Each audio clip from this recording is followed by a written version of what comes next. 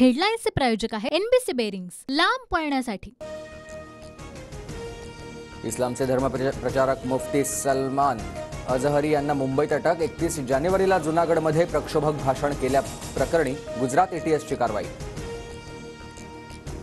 अजहरींच्या अटकेनंतर समर्थकांकडून मुंबईच्या घाटकोपरमध्ये रास्तारोको, पोलीस ठाण्याबाहेर समर्थकांची घोषणाबाजी आणि दगडफेक, पोलिसांचा सौम्य लाठीमार। मनोज जरांगेंची सकाळी 10 वाजता पत्रकार परिषद। राज ठाकरेंच्या टोलेबाजीला जरांगे उत्तर देणार। राज्य मंत्रिमंडळाची दुपारी 12 वाजता बैठक। भुजबळांच्या राजीनाम्याच्या गौप्यस्फोटानंतर बैठक। राज्य मागासवर्ग आयोगाच्या सर्वेक्षणावरूनही चर्चा होण्याची शक्यता। उद्धव ठाकरेंच्या कोकण दौऱ्याचा आज दुसरा दिवस। राजापूर आणि रत्नागिरीमध्ये सभा। ठाकरे राजन साळवींची निवासस्थानी जाऊन भेट घेणार। शरद पवारांची तोफ दिलीप वळसे पाटलांच्या मतदारसंघात धडाडणार। 21 फेब्रुवारीला मंचरमध्ये सभा। जयंत पाटील, रोहित पवार, अमोल कोल्हे सभेला उपस्थित राहणार।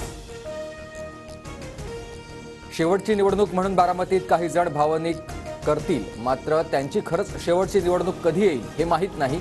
अजित पवारांचं बारामतीत विधान। सत्ताधाऱ्यांना सत्तेची गरमी, मोठ्यांचा अपमान करणं हे सरकारचं धोरण। काकांच्या भरोशावर मोठे झाले आणि त्यांच्यावरच पलटले, नाना पटोलेंचा अजित पवारांना टोला। राजन साळवींची पत्नी आणि मुलगा अटकपूर्व जामिनासाठी हायकोर्टात अर्ज करणार।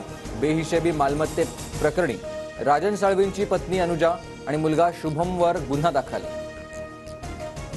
17 आणि 18 फेब्रुवारीला भाजपचं दिल्लीत राष्ट्रीय अधिवेशन। लोकसभा निवडणुकीच्या अनुषंगानं अधिवेशनाला विशेष महत्त्व।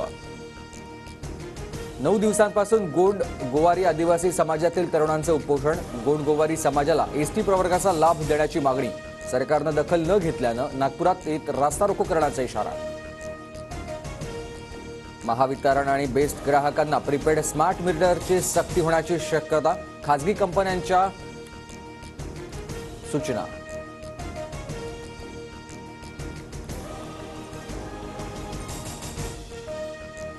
विधानसभा अध्यक्षांच्या निकालाविरोधात आज सुप्रीम कोर्टात याचिका मेन्शन केली जाणार। सुनावणी घेऊन लवकरात लवकर निकाल द्यावा, ठाकरे गट मागणी करणार।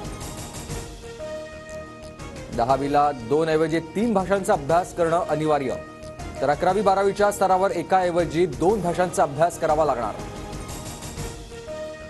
लसणाच्या दरात तेजी कायम। पाव किलो लसूण 100 रुपयांना। अजून काही दिवस भाव चढेच राहणार। थंडी ओसरल्यावर सुरू होणार नवीन हंगाम।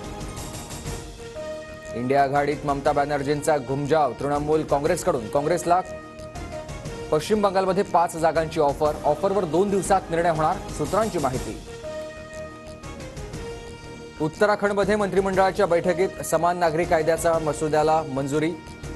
धामी सरकार 6 फेब्रुवारीला विधेयक विधानसभेत सादर करणार। पाकिस्तानसाठी हेरगिरी करणाऱ्या मॉस्कोतील भारतीय दूतावासातील कर्मचाऱ्याला अटक। पाकिस्तानातील गुप्तचर संघटनेला गोपनीय माहिती पुरवल्याचा आरोप। हेडलाईन्सचे प्रायोजक आहे एनबीसी बेरिंग्स, लांब पळण्यासाठी।